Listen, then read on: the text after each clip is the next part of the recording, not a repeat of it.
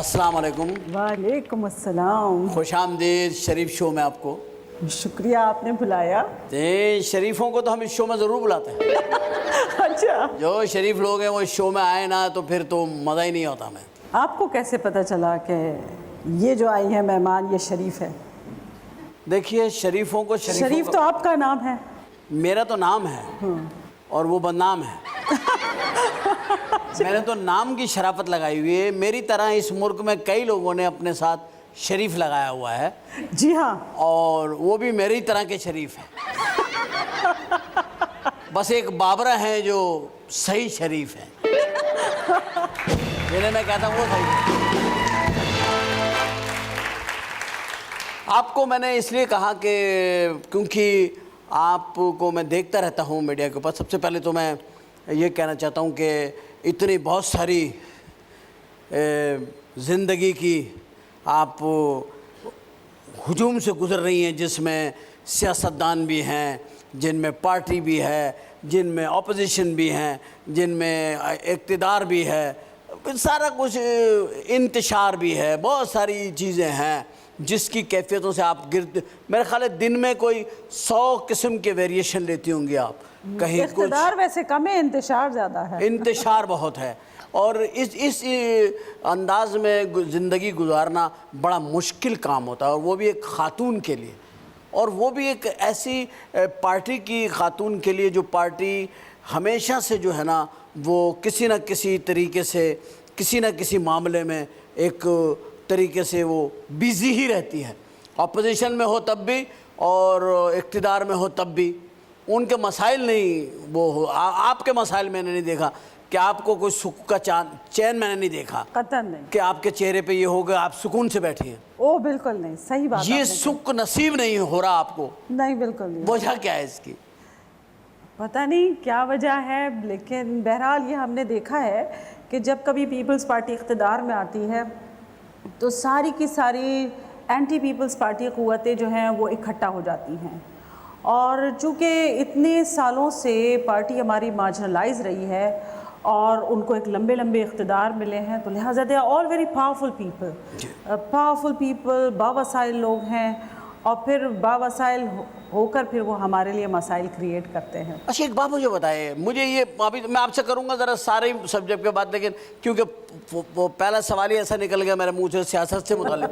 बात यह है कि ये बताइए कि ये जो गरीब लोग हैं, ज़ाहिर है हमारे मुल्क के जो गरीब हैं, ये तो इनकी ज़िंदगी का मुझे एक मकसद समझ आ गया कि ये वोट डालने के लिए ज़िंदा है, अदरवाइज़ इनकी हमें कोई ज़रूरत नहीं है, ऐसा महसूस मुझे। आप में सवाल है मेरा ये, अभी ये कोई मेरी हतमी राय नहीं है, ना मैंने कोई स्टैम्प किया इसको, ये एक सवाल है कि ऐसा लगता है। लेकिन अजीब बात है, पंजाब हो, सिंध हो, बलूचिस्तान हो, खैबर पख्तूनख्वा हो, जितने लोगों ने गरीबों के लिए बात की है वो सारे के सारे बड़े बड़े जागीरदार हैं, वडेरे हैं, लैंडलॉर्ड हैं। ये कैसे गरीबों की फीलिंग्स को महसूस कर सकते हैं? और ये पहले अपनी ज़मीनें क्यों नहीं बांटते उन गरीबों में जिनके लिए ये गरीबों के हमदर्द बन के आते हैं? आदमी आकर के अपनी 10-20 हज़ार एकड़ ज़मीन पहले बांट दे कि गरीबों इस पे घर बनाओ रहो, और उसके बाद उनके लिए जिद्दोजहद करे। ऐसा क्यों नहीं होता? देखिए, लीडरशिप बहुत कम हमने देखा है, सिवाय माओ त्से तुंग के या एक आध और के। शेरशाह सूरी वो भी इतना गरीब आदमी नहीं था।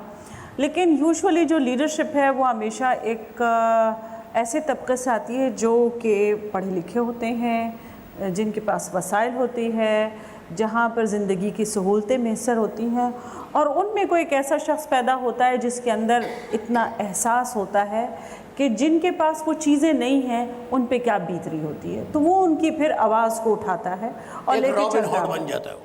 नहीं, रॉबिन हुड तो उसका फिनोमिनन ये है कि वो गरीबों का हमदर्द इस तरह बनता है कि वो अमीरों को लूटता है और गरीबों में बांट देता है। ये है।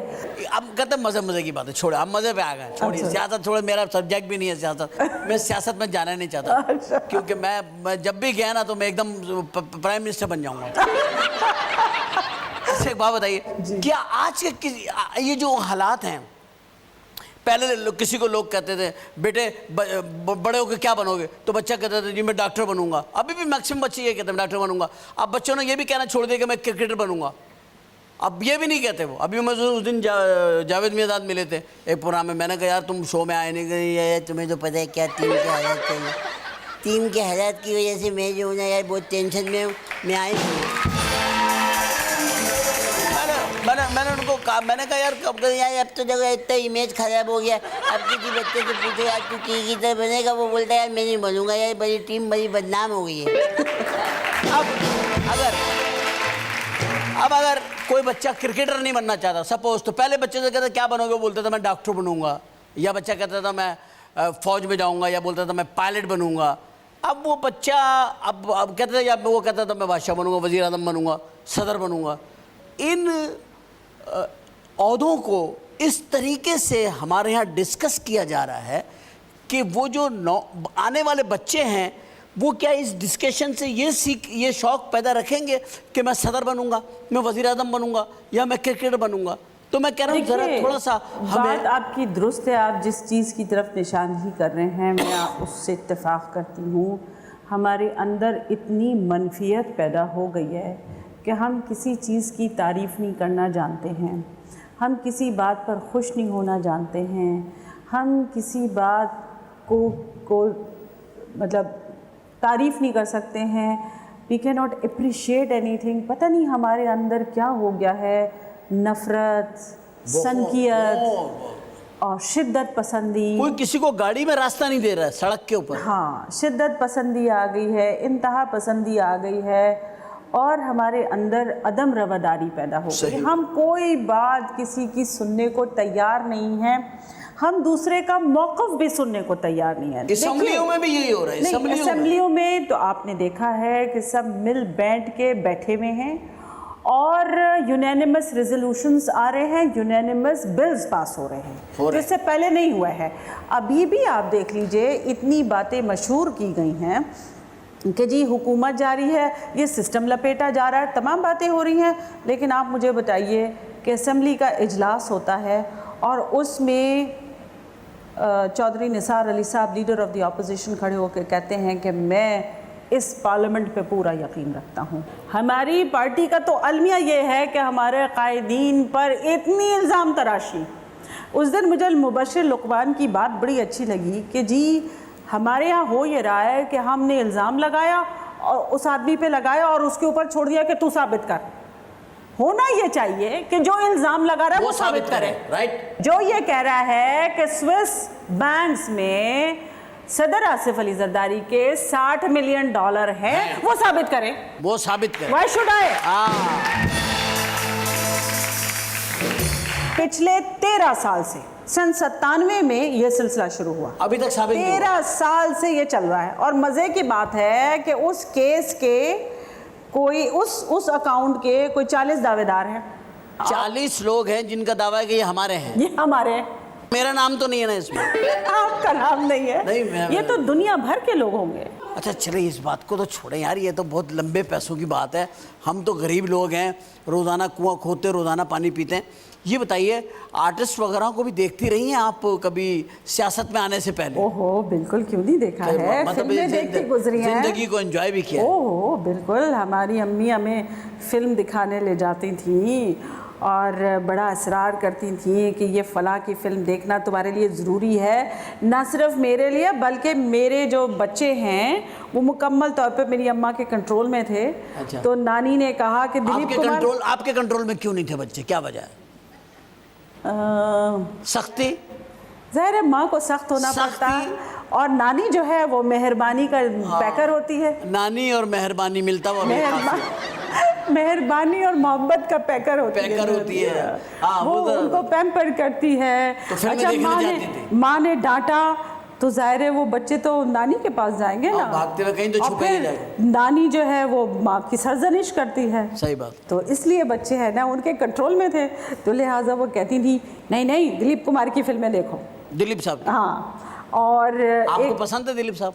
हाँ अब जाहिर है मेरी अम्मा को पसंद है, मुझे भी पसंद होगा। माने एक ही हीरो दोनों को, माँ को और बेटी को, दोनों को? जी ऐसे ही है।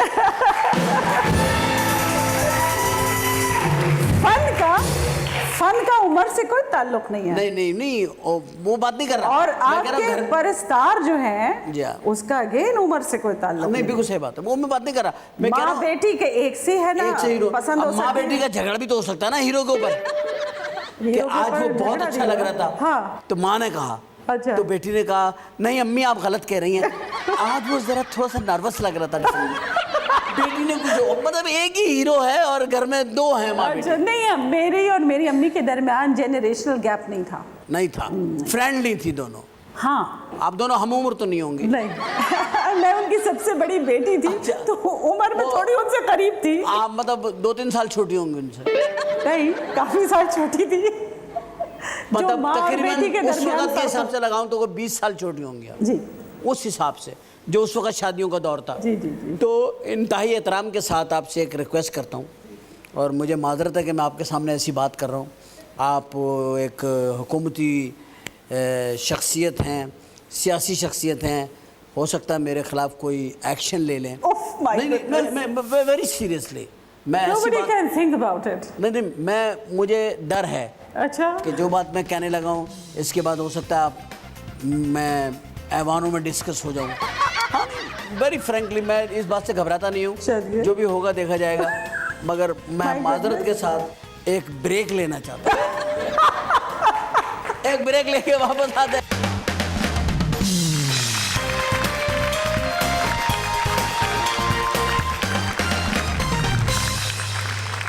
वेलकम बैक आफ्टर ब्रेक पे जाने से पहले हम मोहतरमा फौजिया वहाब से गुफ्तगू कर रहे थे, और गुफ्तगू हमारी ख्वातिन जैसा कि आपको हमारे प्रोग्राम का फॉर्मेट पता है, हम इसमें कोई सियासी बातें नहीं करते और हम चाहते भी नहीं हैं, क्योंकि हर वक्त सियासत सियासत सियासत, हर वक्त ख़बरों में सियासत, हर चीज़ में सियासत है। कोई आजकल किसी के घर में किसी के जाए और चाय पी ले तो उसको भी कहता है कि देखा तेरे भाई ने किस तरह सियासी तौर पे चाय पी इस घर में। अच्छा, मैं आपको एक गुड न्यूज़ बता दूं अपने प्रोग्राम के। मैं कहा आप आइए तो अगर गुड न्यूज़ नहीं बताई तो आप बोलेंगे क्या उमर शरीफ के बाद गए, इन्होंने तो खुश भी नहीं किया। और मैं विद एक्सक्यूज़, मेरा ये शो कोई पॉलिटिकल शो नहीं है, ये अभी मैं आपसे बातें अदाकारों की भी करूँगा। एक बात मुझे बताइए कि आपको ये सुन के बड़ी खुशी होगी, बल्कि आपको भी होगी, और राजा परवेज अशरफ तो उछलेंगे घर के अंदर। बात यह है कि शारजा में भी कल रात को लोड शेडिंग हुई है, बत्ती गई है। जी मालूम है, बिल्कुल हैं? बिल्कुल हुई तो है। फिर राजा परवेज अशरफ पे बिला वजह पे हम गुस्से हो रहे हैं यार। जब शारजा में जा सकती है तो फिर हम तो उनसे लेके खाते हैं, हमारे यहाँ तो जाने का बिजली को दिन में 20 दफ़ा हक है। मैं तो कहता हूँ हमें होना चाहिए। अब राजा परवेज अशरफ साहब से मुझे कोई शिकायत नहीं, एक दिल में तसल्ली हुई है। ऐसा भी वक्त आया था कि कैलिफोर्निया में भी लोड शेडिंग हुई थी, ऐसा भी वक्त आया था कि न्यूयॉर्क में भी बिजली गई थी। ये बातें आप लोग है ना मीडिया पे बताएं ताकि लोगों को तसल्ली हो कि यार हमारी नहीं जा रही, नहीं, बुश की हमारे भी गई है लाइट, ओबामा की भी जा रही है लाइट, और ओबामा की लाइट चली जाए उनको फर्क भी कोई नहीं पड़ता, वो बगैर लाइट के और लाइट के एक ही कलर में रहते हैं, उनको प्रॉब्लम भी कोई नहीं। लेकिन मैं राजा आपकी इस साहब- बात से इत्तेफाक नहीं करती हूँ। नहीं। बराक ओबामा साहब तारीख की एक मिसाली किरदार हैं, और उनका मेरे बिजली ख्याल से में- क्या ताल्लुक है? मैंने क्या गलत कह दिया? मेरे ख्याल में उन जैसा दूसरा किरदार मैंने देखा नहीं है। एक ऐसा शख्स जो कि इस तरह की रंगत रखता हो, वो सफ़ेद फाम लोगों में से निकल के अपनी काबिलियत की बुनियाद पर उस जगह पे पहुँचे, ये तो बहुत ही लेकिन वो कितने इसकी तारीफ जितनी भी की जाए उनकी उतना कम है। तारीफ की जाए कम है कि उन्होंने एक कमज़ोर बेबस औरत को 86 साल की सज़ा दे दी। इतने काबिल इंसान कहाँ पैदा होते हैं? बहुत कम पैदा होते हैं। डॉक्टर आसिया सिद्दीकी के बारे में कह रहे हैं, मैं आपको एक बच्चा बता सकती हूँ जो मेरे बड़े बेटे का हम उम्र है, उज़ैर पराचा उसका नाम है। उस बेचारे को मेरे ख्याल में 150 साल की सज़ा मिली है। ये तो खैर मैंने ऐसी बात करी। मुझे एक बात बताइए कि अदाकारों को पसंद करती थी, गुलकारों को भी सुनती होंगी, तो कौन लोग आपको अच्छे लगते थे? दिलीप तो आपने बता दिया। हाँ, पाकिस्तान के वहीद मुराद। अल्लाह क्या खूबसूरत बंदा, जबरदस्त क्या बंदा, हीरो थे हमारे। सही, जिन्हें कहते हैं ना सही हीरो। हाँ, आप उनकी तस्वीर अपनी किताबों में रखती थी? सच भाई, सच बोलिएगा, झूठी नहीं, मैंने इनकी नहीं रखी। मैंने एक हीरो था, मेरा पहला क्रश जो था, हाँ हाँ, एक हीरो था, उसका नाम था फर्नल रॉबर्ट्स। अच्छा, अपना नहीं था वो। नहीं, वो एक सीरीज आती थी बोनेंजा, उसमें बेन कार्टराइट का सबसे बड़ा बेटा होता है, वो हीरो मुझे बहुत पसंद था। उसकी तस्वीर मैंने कुछ अरसे अपनी किताबों में रखी थी। अल्लाह, वो लम्हा क्या होता है? हम मधुबाला की तस्वीर रखते थे अपने। अच्छा, ये फिल्में जब आप देखने जाती थी तो शोर शराबा भी होता होगा, जाहिर है एज होती है एक आदमी की। तो वहीद मुराद जब स्क्रीन पे आते थे तो एक लड़कियों के अंदर एक मैंने देखा बड़ी वो आ जाती थी, हलचल मच जाती थी। हाँ, कि वो आते तो वो रिएक्ट करती थी, आप भी बाकायदा? जाहिर है, I had a crush on him. Hi Waheed Murad, lovely. मगर उनकी भी वहीद मुराद की आप इतनी आइडियल, आपके वो आइडियल इतनी आप उनको पसंद फरमाते हैं। उनकी वाइफ जो है सलमा मुराद, वो बेचारी सारी गवर्नमेंटों में कहती रही कि वहीद मुराद साहब को प्राइड ऑफ परफॉर्मेंस अनाउंस करा दें किसी तरह उनके मरने के बाद। उनको नहीं मिला? नहीं हुआ। मेरी आपसे एक रिक्वेस्ट है, प्लीज़ आप इतनी उनकी फ़ैन है, इत्तेफाक की बात है, और मेरा अखलाकी फ़र्ज़ है कि मैं अपने उस साथी के लिए कहूँ। और वो एक लेजेंड थे, और मैं समझता हूँ बहुत बड़े हीरो थे, बहुत बड़े आर्टिस्ट थे हिंदुस्तान में, इवन दिन उनके बराबर का आर्टिस्ट। आपने दिला के या इस बात का एहसास दिला के मेरे ऊपर एक जिम्मेदारी डाल दी, and I will do it. Comfort में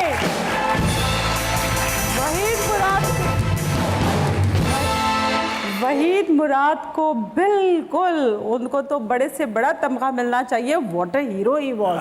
क्या he was a trend setter. आप, मुझे याद है हम 1971 में जब पाकिस्तान आए, मुझे हर आदमी वहीद मुराद नज़र आ रहा होता, हर आदमी ने उसके जैसे बाल बनाए हुए होते थे। बट अगेन जो उसका कैरिज्मा था वो किसी और के पास का नहीं था। क्या बात थी। अभी भी आप उनकी फिल्म देखें तो लगता है। एक और हीरो अच्छा था, संतोष कुमार, खूबसूरत आदमी। हाँ। मोहम्मद अली कैसे लगते थे आप? नहीं है नहीं ये No. खुदा के लिए। अरे देखे वो अच्छे हीरो थे। ना आपने जो उनकी नकल उतारी वो मुझे बहुत पसंद थी। नकल अच्छी लगी आपको? असल अच्छी नहीं लगी वो? नो। अरे ये क्या बात कर, इतने प्यारे हीरो थे वो, खूबसूरत। वही तो एक मर्दाना वजाहत जिसे कहते हैं। बड़ा वजाहत, पेट निकला हुआ उनका। ये तो बाद में निकला। नो 70s में हमने यही देखा। उनका पेट बाद में निकला, उसे कोई काम था तो वो निकल आया, अदरवाइज वो भी ना निकलता शायद।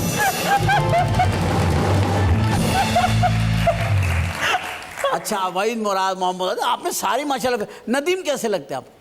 Nadeem was okay. अच्छा, ये ओके में अभी बुढ़ापे में अच्छा लगने लगा। जाहिर है अब वो फिल्मों में भी काम नहीं कर रहा, वो हज कर सकते हैं।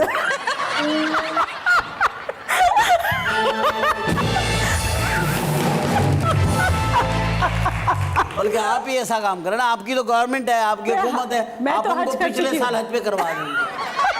आप उनको एक गिफ्ट देंगे। अच्छा। नदीम साहब आप बड़े ग्रेसफुल है, आप हज पे चले जाए। ये बताइए कि आपके यहाँ कभी भी ये क्यों नहीं होता किसी भी गवर्नमेंट में कि फिल्म इंडस्ट्री को आप लोगों ने इतना किक आउट करके रखा हुआ है?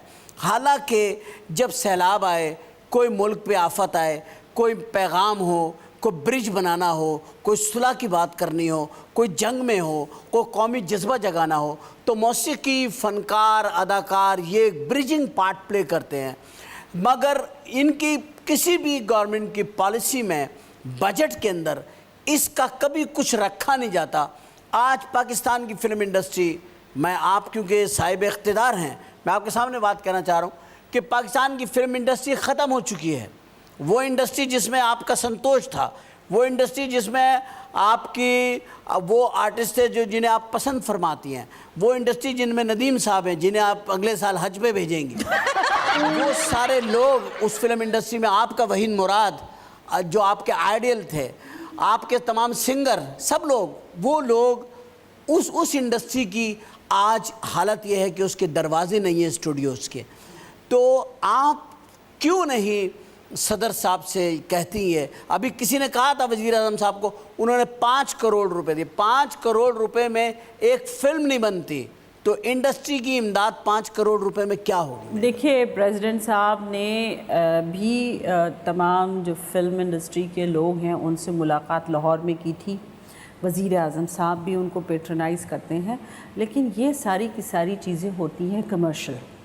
आप हुकूमत कितना दे सकती है? 5 करोड़, ज़ाहिर है ये सीड मनी आपको मिल सकता है जिससे आप अपने स्टूडियोज़ बेहतर कर सकते हैं, आप अपने कैमरे बेहतर कर सकते हैं, छोटी मोटी मैं आपको एक मशवरा दूं, जैसे आप इंडस्ट्रीज को लोन देते हैं, ऐसे आप पाकिस्तान फिल्म इंडस्ट्री को उन लोगों के ऊपर जिनकी आप बैंकिंग रेपो देखें, उनका बिजनेस रेपो देखें, उनके नाम देखें, उनकी गारंटीज लें और उनको कर्ज दें, कर्ज हसना के तौर पे। अच्छा सुने जी, हाँ जी, जिस किस्म के लोग हैं उनको कौन देगा? तो किस किस्म के लोग नहीं हैं आप लोगों में? क्या आप लोगों के लोग, क्या पॉलिटिशियन, क्या हुकूमत के लोग, हम आर्टिस्टों को कह रही हैं आपके लोग नहीं कर्जे लेकर के खा गए?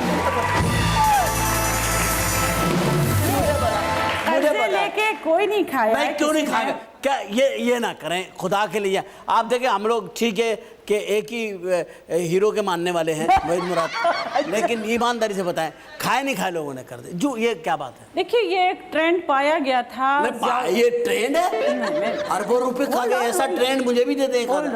ट्रेंड है। जब ये ज़ियाउल हक का दौर था तो ज़ियाउल हक को लोगों को खुश करना था, तो उसने एक तबका अपने लिए बनाना था सपोर्टर्स का, तो वो उनसे यही कहता था कि जी इनको कर्जा दिला दो, कर्जा दिला दो, कर्जा दिला के और उनको राइट ऑफ करवा दिया। उसने ये इस चीज़ को इस्तेमाल किया, लेकिन जब 90s का दौर आया तब ये सिलसिला ख़त्म हो गया। अब जो आप राइट ऑफ के जो किस्से सुनते हैं ना, ये एक्चुअली मिस रिप्रेजेंटेशन है फैक्ट्स की। हर बैंक में प्रोविज़न रखा जाता है नॉन परफॉर्मिंग लोन्स का। आप अपने बजट का जब बनाते हैं तो उसमें एक रखा जाता है कि जी इसमें ऐसे लोन्स जो हमने दिए हैं हो सकता है ये रीपे ना कर सकें, ये आएंगे नहीं, वो ये खदशात के तौर पे रखे जाते हैं, इतने वापस नहीं आएंगे, इतना परसेंटेज नहीं। इट इज़ एवरीवेयर, ये नहीं है कि ये नेशनल बैंक। मतलब आप ये कह रही हैं कि अगर हम इंडस्ट्री को कर्जे दें तो लेंगे कैसे? नहीं, एक तो फीजिबल प्रोजेक्ट हो, नंबर 1। नंबर 2, आपके डायरेक्टर्स कौन होंगे, आपके स्क्रिप्ट राइटर कौन होंगे, ये आपकी एडिटिंग कौन करेगा, कैमरामैन कौन होगा, ये पूरा का पूरा आपको एक सिस्टम तो बनाना पड़ेगा ना। हाँ, सिस्टम तो बना हुआ है, आप एग्री करें। देखिए एक मेरी बात सुनिए, थोड़ा बहुत तो पैसा आपको कंट्रीब्यूट करना पड़ेगा। वो तो सही। बैंक तो चिप इन कर सकता है कि जी अगर आपके पास इतना बड़ा प्रोजेक्ट है 1 करोड़ का, 1 करोड़ में तो खैर क्या खाक बनेगी फिल्म, तो हम उसमें से 20% दे देंगे। अभी मुमकिन नहीं है कि आपको 80% मिले या 70% मिले। इंडिया में तो बैंक्स जो हैं वो बाकायदा कर्जा देते हैं, वहाँ पर तो बाकायदा it's a project, it's a commercial project. हमारे यहाँ अभी तक ये कमर्शियल एंटिटी बनी नहीं अनफॉर्चुनेटली। पहले ये इंडस्ट्री कहलाई जाती थी और अभी भी इंडस्ट्री कहलाई जाती है, लेकिन वो जो कमर्शियल एस्पेक्ट होता है इंडस्ट्री का वो एज सच उजागर नहीं हो सका। खातिन हज़रात, हमने लाख कोशिश करी, टकरे मारी, वास्ते दिए, हाथ जोड़े, हंसाया, बातें करी, दिल बहलाया, सब कुछ किया, मगर हम इंडस्ट्री के फ़ायदे की कोई बात मोहतरमा के मुंह से निकलवा नहीं सके।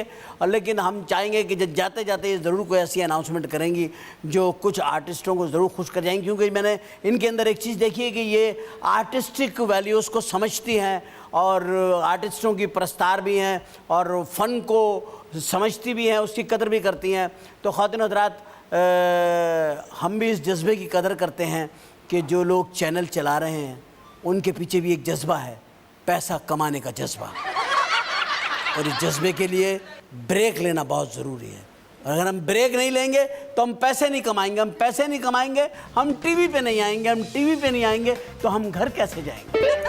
तो घर जाने के लिए पैसा कमाना बहुत ज़रूरी है। अभी लेते हैं एक छोटा सा ब्रेक, वापस आते हैं, फिर गुफ्तगू करते हैं इसी मौजू के ऊपर, और हमारे साथ एक नए मेहमान भी शामिल हो जाएंगे। इंतज़ार कीजिएगा, कहीं मत जाएगा।